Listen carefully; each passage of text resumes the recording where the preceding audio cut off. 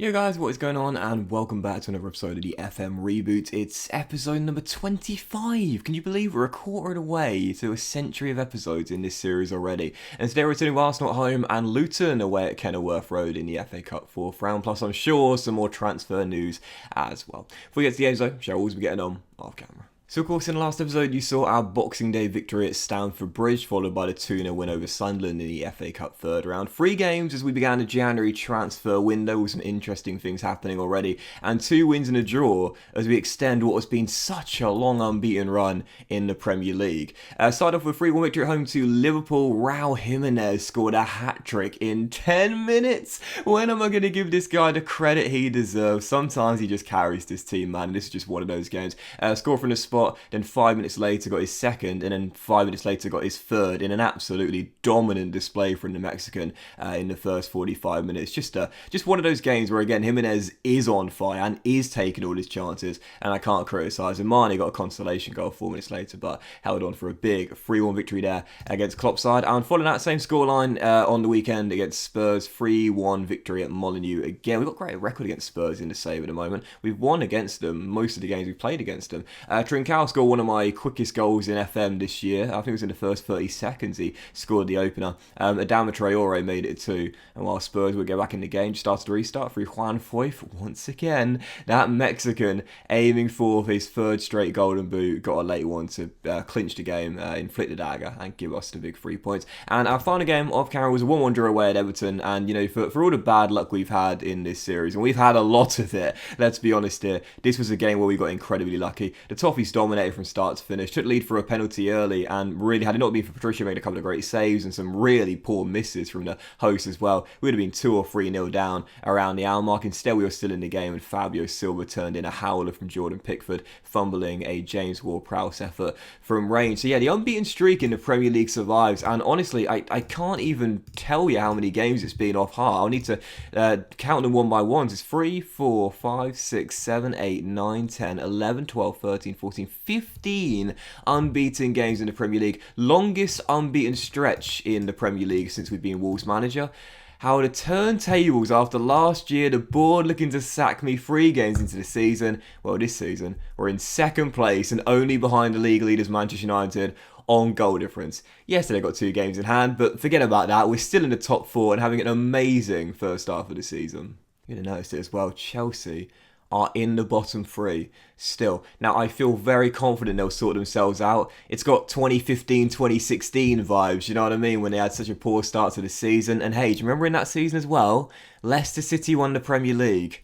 Is it Wolverhampton Wanderers time? Let's not get ahead of ourselves. So right now on the transfer window report, there have been a couple of sales to report to you. Dadashov, a young striker who we were never going to play, sold in Deportivo Alaves for 500 grand. Totally fine with me. Just gets his salary off the books. And also, Otasowi. I was kind of disappointed to sell this guy, to be fair. He was in the final year of his contract, but wouldn't listen to new contract talks. And in the end, we sold him to Seattle Sounders, back to his native America, for £3.8 million. To be fair, during the save so far, he's only ever really played like cup games and rarely got any minutes at all. So whilst he was a homegrown player, in the end he wouldn't listen to a new contract talk, so I thought it was best to let him go, just cash in. He could turn into a decent player in the future, one to keep our eye on, possibly we'll bring him back at some point. Other than that, nothing really else to report. Now, there is talks that Connor Cody might leave, and also Willy Bolly as well. Cody says he wants a new challenge, and I said I'll let him go if we get a suitable bid for him, which again I think is going to be around,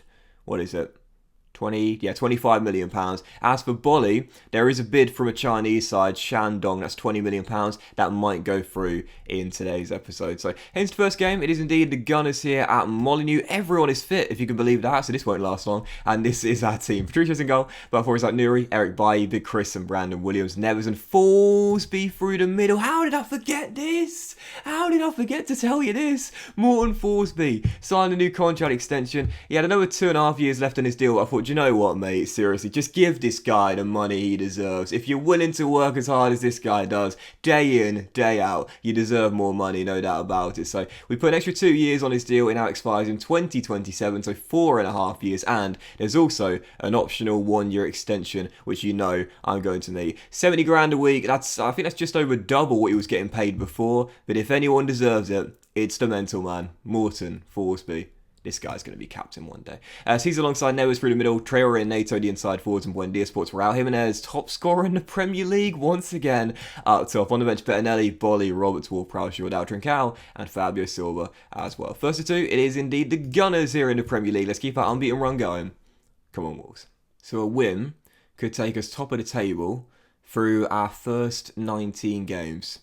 If you would have said at the start of the season we'd be top halfway through the campaign, not sure I would have believed you, to be honest, but we have been on an amazing unbeaten run after a very tough start to the season, just like last year. Anyway, first highlight going to fall to the Gunners, and I do predict this might be the game where it ends, to be fair. I mean, at some point it's going to end. We've had a great stretch, but it's not going to last forever, and after some good movement, the Gunners give it away, and Traore is away. And I just love seeing this. Oh! He is a cheat code in FM. What a start. I can't cope with this guy in this year's FM. I mean, honestly, it's ridiculous. Last season, he had a subpar year, but he was still doing things like this. He just wasn't finishing the chances. But once this guy picks the ball up, forget about it. Freight train LeBron James. He can't be stopped when he's on the run in transition. He's the quickest player in the game. He's just got the most extraordinary physicality. And honestly, as I said before, if he could just be a little bit more consistent, he would be one of the best players in the game. Jimenez through for two. And it should have been. Still one though. I truly believe that when I say that, by the way, as well. I'm not just gassing the dude up. Like, seriously, he would be one of the best players in the game if he just had just a bit better mental and technical ability. If his finishing was better as Duvan Zapata heads in a level from Draxler's cross, if his finishing stat was a little bit better, I think his technique could be slightly higher, but also the mental stats as well, you know, the composure, the concentration. If those were increased, he would score a lot more and he would be unstoppable, as he often is in transition. Great header, to be fair. Top corner, 1-1. Yeah, I think his composure is 10 and concentration is 8 and technique is 12, which doesn't sound too bad, but for a dynamic winger that's often, you know, getting himself into the right areas due to his ridiculously electrifying pace, yeah, in order for him to be more clinical and take that next step in his level of ability, those are the stats that need to be improved on, but I don't think they're going to have a noteworthy jump at all now, as he's in his mid-20s. Anyway, Kieran Tierney tripped by Brandon Williams. Penalty, Arsenal. Don't bother with the VAR. Don't even show me the VAR. This is the sort of thing I have nightmares over. That box flashes up as soon as my head hits the pillow. Arsenal with the chance to turn the game on its head from trailing 2 minutes in to in front 14 minutes later. Zapata with the brace. So as things stand, the Gunners are going to cut the gap on us to 1 point. We all drop to third, I believe. And yeah, there's a long way to go. So again, whilst I've been amazed at our 15-game unbeaten run, it probably will end today. And as Saka heads back to Hector Bellerin, chance for the Gunners to make it 2, which they should have done so, but the vegan smashes it way wide the post there. And it's still 2-1. You know, Arsenal have really flipped the script here. I don't think Forsby's a vegan, but you best believe I've been doing quite a bit of Googling on the mental man since I obviously found out about him. And he is like a real environmentalist as well, which I think is really, really cool. If this dude turned vegan, I'm buying one of his jerseys, no doubt about it, as Ruben Neves' free kick is cleared. And now Martin Odegaard leads the break for the Gunners. Not quite as quick as Adama Traore. He's got Forsby jockeying, and I tell you what, if that's a straight red card for the mental man. Oh, how'd you mark your new contract extension? Sent off with a shocking 2-footed lunge. Morton. Do you know what? He's genuinely so good. Like, the fact is, obviously, I understand with the Holy Trio being 20 maxed out, he's going to get a game regardless in this team, but he's genuinely here and in this first 11 on merit. His improvement since he came in has been incredible. He's been consistently good since the very first game, but unfortunately, he does have a bad tackle in him, doesn't he? I think that's his second or possibly third red card since we brought him in. But to be fair, as a born midfielder, that is to be expected from time to time. 11 minutes to go, he's still in the game here. Well, I think that is going to do it. And there it is. The unbeaten run ended after 15 games in the Premier League without defeat. Unfortunately, it ends here. The Gunners with a 2-1 victory. Zapata's brace sinks us in the end, despite the Traore wonder goal. But unlucky boys, it would be nice to win there, but it wasn't to be. It's alright. It's okay. Halfway through the season and we're still in the top 4. We're not supposed to be in the title race, man. Sorry, Mom. Don't want to do it, but I've got you fine your half a week's wages for that. That's so frustrating. Again, and seriously, this guy, since coming in, absolutely brilliant. And I can't wait for the day when he scores his first goal for the club as well. But it's not the way I wanted him to mark that contract extension though. 70 grand a week and then a red card in his very next game. Ridiculous. Oh God. No. No. Please don't be serious injuries. For both of them, 1 to 2 day. 1 to 2 day.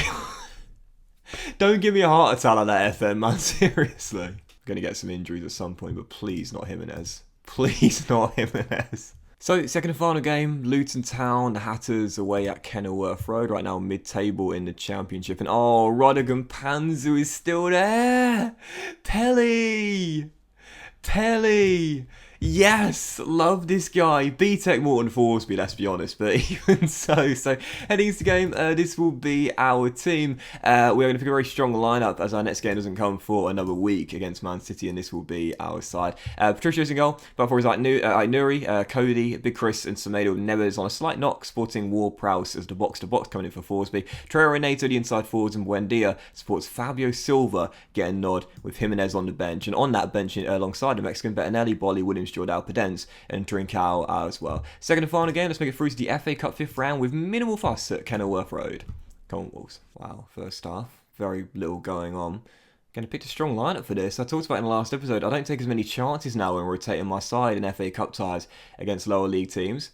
But still at half time, it's not done as much good. Still 0-0, haven't really got going yet. Let's get an early one, shall we? Let's get an early chance, early shot. Oh! And possibly an early goal. And when Traore picks up the ball, man, the power this guy possesses is ludicrous. Well, Jimenez on the bench, but these are sort of games where, like, Fabio Silva, you got to start proving yourself, son. Like, seriously, you want more game time, and you want to take out the Mexican, then you need to get some goals, mate. And here he is on the ball, with his back to goal, forced back to Ruben Neves. Traore takes over, Nato beats his man, back to Nelson Semedo, and there is Silva, and he should have scored as well. Good save, but should have hit the target, straight to the goalkeeper. Sorry, that is the target, but still, he should have found the back of the net. 15 minutes to go, still 0-0. Should really go for it now. Play at a much higher tempo. Anyway, but run a defence, be more expressive in your creative freedom. Let's just go with the go-to changes I make here. Distributable quickly as well, thank you, Rui. And yeah, let's take off. I'll tell you what, let's do it. Silva off for Raul Jimenez. I need the Mexican now, I feel. And let's also bring on Trincao for Pedro Neto. He's played well. Let's take off Traore for Pedence instead. He's not played quite as well. 15 minutes to find a winning goal and get through to the 5th round. The big Mexican is on, and I trust him. Trying to take the game to Luton now with our change in mentality and tactics too. I feel we'll get like one really late chance to win it. And if it falls to our number 9, I trust him. I trust him as Pedence on the ball swerves from left to right. But he's no Adama Traore, that's for sure. Good save, but still goalless. Going to change Buendia's role as well to attacking midfielder that attacks as well with the 10 minutes on the clock. And I tell you what, Luton have got a chance here with a throw deep in our territory. And Pelly... if it was Pelly, I would have gone ballistic. Go on, Hal. Get after that, son. Well done. Big header. Now Pedence. Oh, and again. Shea with another save. We had 12 shots on target, to be fair. Just haven't beaten him. We always go into a slump at some point during a season. And this might well be it. You know, in our Fulham save, it was always mid-season. With Wolves, it's a little bit more inconsistent. But as Pedence has won a penalty. Oh my God. Penalty for Wolves. Have things finally started to go in our favour in terms of these decisions? Raul Jimenez from the spot. Converts, of course. Oh my goodness. Finally, one of those decisions goes in our favour. No VAR, it was just given straight by the ref, but Raul Jimenez with the 20 for penalty taken, never in doubt, rescues us as he often does once again. See, Fabio, you're a heck of a young striker, but when Raul Jimenez is just always the guy that rescues us when we need him to. Can't take him out of the team. Can't drop him. I need him. Pedence on the ball with Neves taking over. Get a second goal, and that will definitely do it in stoppage time. Like Nuri to Nato, and there it is. Clips it off the post. Deep into stoppage time. Wolves leave it late, but we're heading through to the 5th round. You could say harsh on the Hatters, but when you look at the statistics here, let's be honest. I mean, let's just say it was coming, and it was going to happen at some point, and finally it did. Left it very late indeed, but no doubt about it, certainly deserved it. So 2-0 the final score into the 5th round of the FA Cup. Left it quite late, but at least we've made it through. Delighted with that, and our progress continues in the FA Cup as we aim to get back to Wembley for the 2nd time in the save. But that was this episode of the FM Reboot, guys. Big thank you, fortunate you enjoyed it. If you had, then please do drop a like. Much love to you. Have a fantastic day. I'll return with games against. Let's close out the January window now. We'll come back once we find out what's happened with Bolly as well. And we'll come back in February. And I'll tell you what I'm thinking probably with that Inter Milan tie. I'm ready for it now. I'm ready for it. So let's get through here and we'll play West Ham at home in a big game there for European qualification, and Inter Milan in the first leg of the Champions League first knockout round. The excitement is real. Have a great day, guys. Much love to you all, and I'll see you next episode of the FM Reboot. Do not miss that one very soon.